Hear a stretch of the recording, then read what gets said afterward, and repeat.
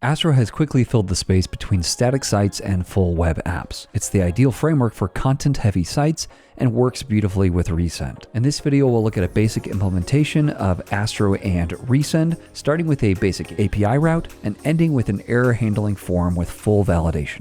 Are you ready? Let's go. Let's start with a simple API route. We'll make sure it's server-side rendered, and anytime somebody hits the route, we'll send an email with Resend.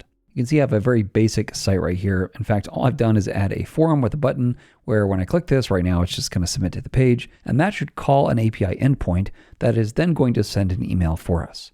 Now, by default, Astro is statically rendered, which means if we have an endpoint, it won't be able to be rendered on the server without some kind of adapter. Now, thankfully, Astro makes this really, really easy. So the first thing we're going to do is add an adapter. I'll come over here to my terminal. We'll just do npx astro add. We're going to add the Vercel adapter. Now there's one for Netlify, there's one for Node. You've got a bunch of options here, but you can see that the CLI guides you right through it. It'll even update your config, and then you can get right back up and running. Now that we have this, the entire site can be either statically or server-side rendered per route. Now to make this a little simpler for us, what I'm going to do is just come over here and say, hey, let's just make the whole site rendered that way. That way we don't have to define it per route. So I'll change the output here to server. Okay, now we know that every route will now be server-side rendered, which means we can do dynamic stuff in these API routes. I'll close that down and come over to the pages directory. Let's just create a new folder we're going to call API. And inside here, let's create a file we're going to call send.ts. Now, just to keep this simple, let's go ahead and make this a GET route. Obviously, you usually post to something like this, but let's make it a GET route for now. So I'll say export const GET all uppercase. That's enforced by Astro. We can actually type this as well with a nice API route helper. Now this will be an async request since we're going to be doing some asynchronous work, and eventually we need to return some kind of new response. Astro tries to use these web standards here, so I can just JSON.stringify something like success equals true. Now in order to actually call this from that index route right here, we need to give the form an action. So this action here will simply be to API send like this. Now if I come over here and I click send, you'll see it takes me right over that way. Let's build out this API route. I obviously want to send an email right here, right? And then the response will be whatever I get back from the email. Now, the way that Resend works, you need to have a couple of things set up ahead of time. You need to have, first of all, a domain that's been verified. We're going to be using this one right here. It's very easy to get started with. If you have any trouble, let us know. Next, we need to create an API key. I'm going to do that right over here and just click new API key, and I'll call this something like sample key, and then let's go ahead and add it. Now you should never show anybody these. I'm going to show you because I'm going to delete it, and you can only see it once anyhow. I'll add this to a .env file, and we'll just call this resend API key. Again, I'll delete this right after this video because you should never show someone your API key. Now there's one more thing we need to do, and that is we need to install the SDK for Node. So I'll do npm I resend, and that should install it for me. Just like that, we're back up and running. Let's come back over here. And now we're going to click send an email and hopefully send an email this way. Now, in order to get access to the different methods available here, we need to first of all go ahead and instantiate resend. I'll just call it resend as well. And this will be from new resend, and should be able to hit enter and pull that in. And then we just need to pass it the API key. Now, since Astro uses V under the hood, the way we get access to this is with import.meta.env and then the name of that key. In this case, resend API key. Now, the only thing that's left is to send an email. Now, this is asynchronous, so let's go ahead and await. And this will be resend.emails.send, and then we simply want to send an email. And we have a couple parameters we need to have. We need to have a from, we need to have a to. Let's add a subject as well, and then finally some HTML for the body. So let me come up top here. This needs to be connected to whatever domain you're using. I showed you that domain I had verified, so let's use that. And then here, let's take advantage of a testing email address. This is delivered at resend.dev. For a subject, we'll say it works. And for the HTML, let's just send the good old hello world. Now the SDK will give me back two items here, so let's just destructure them. You'll see that I got data, and I've also got error. So we'll first of all just check against the error and say that if there is an error, go ahead and return a new response as well. I'm going to copy this and put it right here. And instead of stringifying success true, let's just go ahead and stringify the error object. Now, assuming that we're actually down here, we can go ahead and stringify the data object. This should include the ID of the email that's been successfully sent. So just like that, I should be able to send my first email. And there's the ID. If I jump over this way, you can see that there's the email right here. It's been delivered. And I can click inside here and actually see a bunch of details about the email. Let's make this bigger so we can see. There's the preview, there's the HTML, and I've even got some insights here that are currently in beta, and while they're in beta, you've got access to them. You'll see I get some nice help here, and one thing that could use some attention, which we'll look at later on in the video. So not a pretty email, but it is sending successfully. Resend also maintains an open source project called React Email, and Astro can use front-end UI frameworks like React. React Email lets you build out the email using React and then render it to an email-friendly HTML or plain text or both. Now there's a bunch of different things we can do here, but let's just look at the templates for now. Let's just grab this one right here for the access token. All of these come with full code examples. You can see here I've got React, I've got the HTML that it renders and the plain text that it renders. So let's go ahead and look right here. You'll notice that I've got a couple of things. Here I'm using React and I'm using this React email components, and this is now building out everything I need. The HTML then is the very unfriendly table structure that I don't have to worry about. So let's go ahead and use this. And in order to use React, I'm going to need to install React in my Astro project. So let's use our nice npx command, astro add, except this time it will be React. The CLI will install it for me. It'll update my config, it'll update my tsconfig.json and get me back up and running. But the next thing I need to do is actually install those components as well. So let's install all those components, and then I can copy that template over directly.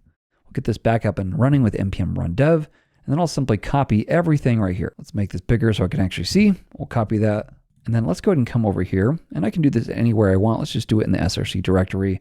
We'll call this emails, and I'll just call this like sample email.tsx. I'll paste this whole thing in here, and then let's just change one thing. You'll notice here it's pulling in this variable that sets the base URL. Now because we're using this sample project, now that should just be this part of the URL right here, and now we should be set and ready to go. You'll see that it can optionally take any username that it then passes along. So let's close this down, and we're actually going to pull everything in right over here. So the first thing I want to do is before we send the email, I want to create the email. So we'll call this email content. And since I never actually changed the name of the template, we're just going to use that GitHub access token email. I can pass in the username here. So let's pass in something like Chris, and that will pass that into the email. Now this should return to me some JSX, right? So if I hover over here, yep, it's a JSX element. So I need to rely on one other thing I get with React Email to render this to both HTML and to plain text. This is React Email /render, and we're going to install the exact version with the E flag. Let's get this back up and running, and this render method allows me to render this to both HTML and to CSS. So let's call this something like HTML, and this will simply be render, and I want to pull this in from React Email render. By default, that should give us HTML, but I can also go ahead and grab text here as well. For that, I just have an options object where I can pass plain text and set this to true. So now I should have plain text and HTML for the email. I can come over here now and replace this right here. Since they're named the same thing, in fact, I can do that. And I can also set my text as well. Now both of these should be awaited, so let's go ahead and do that. And now I should have HTML and text that's coming from React Email. Now with just that little bit of setup, watch the difference. If I come over here and send an email, it should successfully send. And if I come over here and we actually want to inspect it, I can jump in here, look at this, and I've got the full rendered preview right here. Now, of course, I should have HTML, but now I should also have plain text. React Email rendering handled all of that for me. Now my insights are green across the board. So far, we've been using a simple GET API endpoint. Ideally, though, we'd want this to be a POST endpoint where we could accept a username and an email address to make this more dynamic. That requires, however, that we handle the form, we process that data, validate it, and then handle any errors. So we've got a lot more we need to do. And this is where a concept called Astro Actions comes into play. By transitioning to an Astro Action, we will get a POST request by default, but we can also validate all of the data we're passing along from the form with Zod, which is a validation library. Astro Actions perform data fetching, JSON parsing, and input validation for you. Let's convert this call to use an Astro Action before we start receiving user input. First thing I need to do is come over to my src directory, and we're going to create a new folder here called Actions. And this actions, we will have an index.ts file. You can also break this out into other files, but we'll just do it all in an index file. This needs to export a const called server, and this is just an object that holds different server actions. We're just going to call this one send, since that's what our API endpoint was called as well, and I'll simply need to define an action, and this comes from Astro Actions. Now there's a couple things I need to do. One is to say what it accepts. In this case, it accepts a form. So it knows it's getting this from a form. And then I can provide some optional things here, but the one I have to do is a handler. This tells you what to do when this action is hit. You might remember on our API route here, we didn't really do any kind of protection as far as around error handling. In fact, we're simply just returning an error. I'm going to get the same structure that I get from recent here from this actions as well. So it should return to me an error if there's any errors. So if I throw an error anywhere in here, it will return that to me. Otherwise, it will return data to me an error as null. Now, importantly, what that means for me is I don't have to wrap this in some kind of try-catch. I can simply do all my work, and if there's a problem, I can throw an error, and I know that the action will handle it. Now, since we did all that work earlier, I can actually pull all this stuff in right here. So let's pull this in right here, and I'm just going to drop it over this way. And obviously, I need to import some extra things as well. So we'll pull all this and just drop it up top. Let's kill one of those levels, and now we should be set and ready to go. Now, we want to invoke this right here, but I also want to make sure that I'm returning something. So let's do a little check here. We'll just say if there is a new error, we're just going to throw the error. Otherwise, I just want to return the data like this. I don't have to stringify it, worry about a new response. It does all that for me. So let's actually invoke this now. What I'm going to do is switch this action out for my Astro action. So here I can just call actions. This comes from Astro : actions. If I hit enter, it should import it up top, and it does. And then I'll simply send it like this. Now when I hit enter, it should hit this right here, this server action. It should process this and then go ahead and return to me the data. And because we're just using a basic HTML form with no JavaScript right now, I'll need to actually capture this when the page is submitted to. So let's come up top here, and we're going to use a helper from Astro to get any action result. I'm just going to call this result. This is from Astro, it's capital.getActionResult. I just need to pass it the action I'm expecting to see. This would be actions.send. Now this could have data or it could have an error. Let's go ahead and check and say if the result.data is here. Let's go ahead and just console log the result.data. Now we should also come over here and make sure that the method here is set to post. And then we should be posting here to this endpoint. So if we've done everything correctly, I should be able to hit send right here. It should send that and then give us an ID that's console logged right here. You can also see it over this way if I reveal it right here. Okay, so now we've actually got this sending us real data from the server, server-side rendered every time we hit this action. Now if I come over here and I refresh, you'll notice that it's going to resubmit the form. So I actually want to capture right here instead of console logging, I just want to return astro.redirect. This is just a helper that helps you redirect. So in other words, if it's already been posted to, it'll just redirect me. So now if I come over here and hit send, it should send the email and then redirect me. And if I refresh, it's not going to resubmit that for me. Now this is just standard web form stuff, but since a lot of times we prevent the default, it's easy to forget that. It's time to receive the user input. We want the username and the email. And here's where Astro Actions really shine because we can validate all the inputs and handle any errors in the front end. Again, we're going to do all of this without any client-side JavaScript. In order to make this dynamic, we're going to go ahead and add two things. I want to make sure that I can take the username, and I also want to take an email to send this to. So just a basic form element here where I've got label and I've got it saying username. We're going to pass it here. I need to make sure I have a name on here because the form will actually capture this as part of the form data API and pass that along to my Astro action. And I'll go ahead and set it as required just to give myself a little bit of front-end help as well. Now let's copy this down one more time. And I'm going to change all the usernames here to just be email. Now to validate this on the server is really easy with Astro Actions. I can come over here and add one more element, and that would be the input. Now this input can use Zod, which I'll grab from my Astro : schema, and I can just pass along an object that I should expect here from the form. It already knows it's receiving form data, so I can say one of them should be called username, and these simply need to be called whatever the name is right here. So I've got name, and those are the two names I need to pass on. This would just be z.string, and then I'll also have an email, which is a z.string, but I can pass along an email as well, so it actually validates that it's a real email. Now I'll get both of these down this way, and I can destructure them. So username and email, and you'll see I get type safety as well in all of this, and I can simply pass this along. So for the username, I won't pass this along here. I'll simply pass along whatever is passed in from the actual form. Now we'll do the same thing here as well, where we'll simply pass in the email. So now when I simply submit the form, it will grab both of these inputs since I've got their names here and right here, and I'm telling the Astro action to expect these things. It will validate it with Zod. If there's any problems at all, it'll return an error. If they're successful, it'll simply pass it along to the handler. So I should be able to come over here and I can say Chris 2.0 and Chris@resend.com. I'll go ahead and send this, and this should work successfully. It clears out the form since it's submitted to that page and refreshed. Now, if I come back over here, you'll see right here, chris@resend.com. Everything went through as expected, and notice it even customized Chris 2.0. Now we need to actually find a way to capture any errors because we're not doing that on the front end yet. So if I come over here, whenever I hit this, if there are errors, I also want to know that. So for now, let's just say result.error. If these exist, let's console log the result.error. So I'll come over here, we'll do the same thing. And here I'll just do chris@r. Now if I've set this type to email, which I don't know that I actually did. So yeah, this should probably be email. It will try to inspect it in the HTML and ensure that that's the case.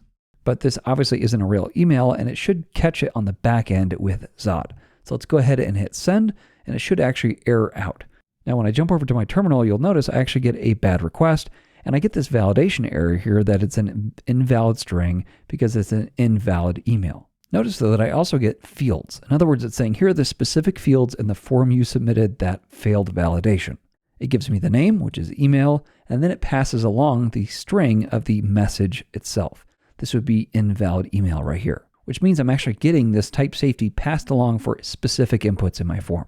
Let's redo our error check here, and I'm going to capture this in something called input errors. I get a nice helper from Astro called isInputError. And here I can just check that I've got result.error. And if that is the case, I want my result.error, and I just simply want to pick off the fields object. If it doesn't exist, just send me an empty object. Now I can check on this input errors to see if these specific errors exist for each of my inputs.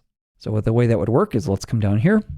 First of all, I want to make sure I point this to the right area. So let's use an aria described by, and I'll simply say that if there is input errors.username in this case, then I'll point it to an ID I'm going to call username error. Otherwise, we'll just have undefined. You should probably set this up as a component so you don't have to type all this out manually, but for now, let's just paste this down this way as well, and we'll switch both of these out for email. Now when this page is hit, I just want to check off of that same exact thing. If input errors dot, in this case, we'll start with the email. If this exists, then go ahead and show a paragraph. This will have an ID of email error. That's the ID we said was going to be describing the input. Now that's only the case if there's an error. And if we jump back over this way, remember it's just the first item in this array, which would be the message itself. So I can simply say the input errors.email, and we'll just pick off the first item in that array. Now we can go ahead and capture this and paste it up here. We'll just change all these to username. Now you'll notice because we're not clearing this out right now, it's showing the invalid email because that was the last post request, and it still has that error on the route. So let's go ahead and go back like this, and let's try the same thing. If I go Chris 2.0 and we go chris@r, hit send, you'll notice just the invalid email shows. Now because we're using Zod here, we can actually get a lot more strict. So if I come over here, say max length is something like 2. Now you'll notice this also errors out because the string can contain at most 2 characters. So far we've used 0 client-side JavaScript. However, a little JavaScript can go a long way in making for a better UX. You'd likely want to handle the form submission and error handling with JavaScript by default so that your inputs can be more dynamic in showing their error states. And since you can use front-end UI frameworks in Astro like React and Vue and Svelte, you can even rewrite the entire form in your preferred UI framework. Here's the great thing about using web standards though. Because we set this all to work without client-side JavaScript, we know that the email will send even if someone has JavaScript turned off. Well, I hope you really enjoyed this tutorial and saw the power of Astro when it's combined with Resend. Thanks so much for watching. We'll catch you in the next one. Happy sending.